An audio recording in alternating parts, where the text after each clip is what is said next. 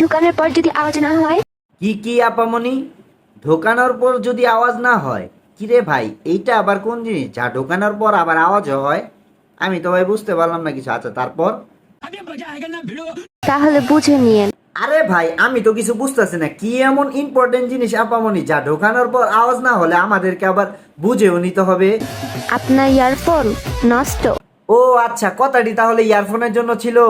আয় হ্যাঁ, আমি তো অন্য কিছু ভাবছিলাম। বাইরে আপামনি, আপনার ইয়ারফোনটা কি ভালো আছে? আপনার এই কথাটি শোনার পর আমার একটি কথা মনে পড়ে গেল। আপনার মতন মেয়ে যেখানে সেখানে ফোন চার্জ দিবেন আর ব্যাটারি ফুলে গেলে কি দোষ? এই জিনিসটা সবাই লাগে। দেখি তো জিনিসটা কি। ও আচ্ছা, এটা হচ্ছে বাগুন। হ্যাঁ ভাই, এটা তরকারি রান্না করার জন্য সবারই লাগে। বাই দ্য ওয়ে ভাই, তোর এখানে ভিডিও বানানোর কি প্রয়োজন? আর হ্যাঁ, এটা দেখাচ্ছিস কেন? কিন্তু কেউ প্রকাশ করে না। কিন্তু কেউ প্রকাশ করে না মানে কি? এইটা থাকে রান্না করা, আর এটা প্রকাশ করার কি আছে? বাই দ্য ওয়ে, তুই কি টিকটকে শুকনা খেয়ে ভিডিও বানাতে আসছিস নাকি?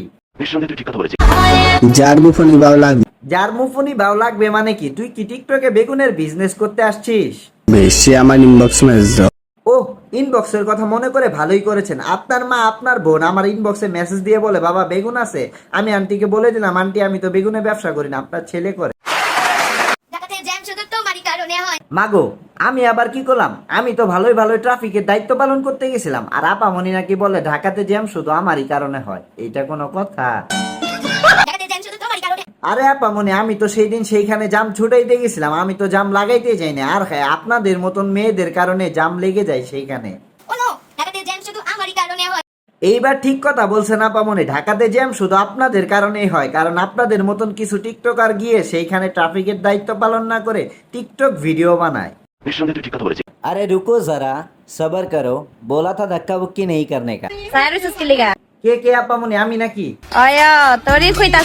আরে আপামনি, আমি তো আপনার দিকে তাকাই না, আপনি উপরে দেখেন, উপরে দেখেন, আপনার উপরে দুইটা কাঁঠাল ঝুলে আছে। আমি দেখতেছিলাম এদিক থেকে যে কাঁঠাল দুইটা পাকছে কিনা।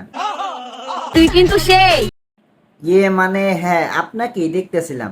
আর হ্যাঁ, আমাকে সেই বলার জন্য আপনাকে ধন্যবাদ। নিজেরা দেখে রাখি, নাকি আবার কোনদিন তুই লাগাইয়া পড়ি। এর জন্যই হয়তো আমার মা আমাকে বলতো যে পাশের বাড়ি টুনি থেকে একটু দূরে থাকিস, কারণ তার নজর বেশি ভালো না। জীবনে কেউ না থাকার মজাই আলাদা। এইটা আবার কেমন কথা? জীবনে কেউ না থাকার মজাই আলাদা মানে বুঝতে পারলাম না। আপনাদের দুইজনেরই তো আপামনি ভাতার আছে। যারা দেখি তারাই নিজের মনে হয়। যারা দেখে তারাই নিজের মনে হয়। বাই দ্য ওয়ে, এইগুলা কিন্তু কাপড় ব্লগার, ঠিক আছে? আর হ্যাঁ, এখানে কিন্তু 50% ডিসকাউন্ট চলতেছে, চাইলে তোমরাও আসতে পারো। সত্যি কথা বলতে কি জানো, এই দিনগুলো অনেক মিস করি। বাই দ্য ওয়ে ছোটু, তোমরা কিন্তু অনেক ভাগ্যবান একটি ব্যক্তি যারা কিনা এরকম একটি ফানি স্যার পেয়েছো। বন্ধুরা, ছোট বাচ্চাদের প্রতি স্যারের এরকম ভালোবাসা দেখে তোমাদের কেমন লাগলো? আর হ্যাঁ, স্কুল লাইফে এমন স্যার কার কার কপালে ছিল অবশ্যই কমেন্ট বক্সে জানিয়ে যাবা। মজা আয়া।